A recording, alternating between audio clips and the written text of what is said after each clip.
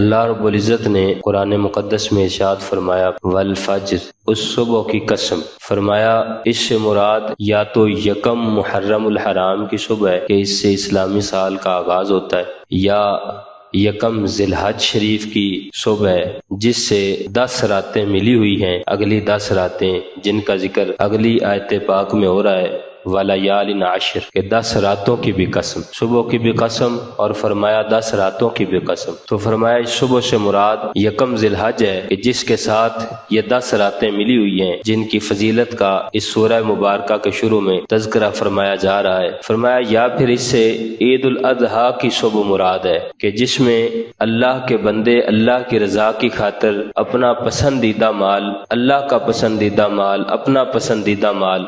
اللہ کے حضور اللہ کی رضا کی خاطر قربان کرتے ہیں، پیش کرتے ہیں اور اللہ کا نام بلند کرتے ہیں، تکبیرات پڑھتے ہیں۔ اس لیے اس صبح کو یہاں سے مراد لیا گیا، اس عظیم صبح کی قسم اٹھائی گئی۔ بعض مفسرین نے فرمایا کہ اس سے مراد ہر دن کی صبح ہے، کیونکہ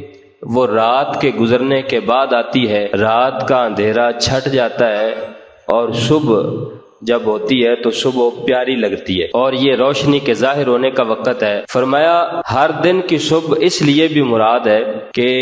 قبروں سے لوگوں کا اٹھنا وہ بھی اسی کی مانند ہوگا، گویا قبروں کے اندر موجود ہیں، تو جب قبروں سے آخرت کے دن اٹھایا جائے گا، یوم محشر اٹھایا جائے گا، تو یوں لگے گا جیسے رات سے ہم صبح کی طرف آ گئے۔ تو فرمایا اس سے وہ صبح مراد ہے۔ قسم اسی چیز کی اٹھائی جاتی ہے جو اللہ کے ہاں بڑی بابرکت ہو، بڑی عظمت والی ہو۔ فرمایا اس سے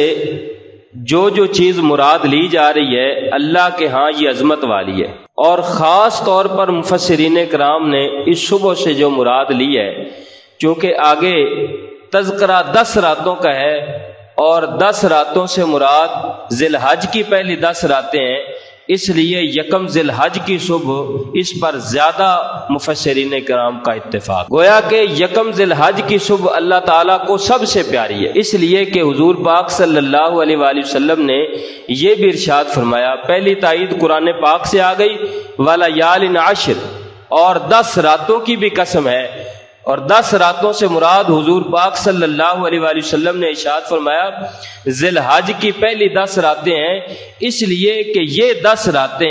اللہ تعالیٰ کو پورے سال سے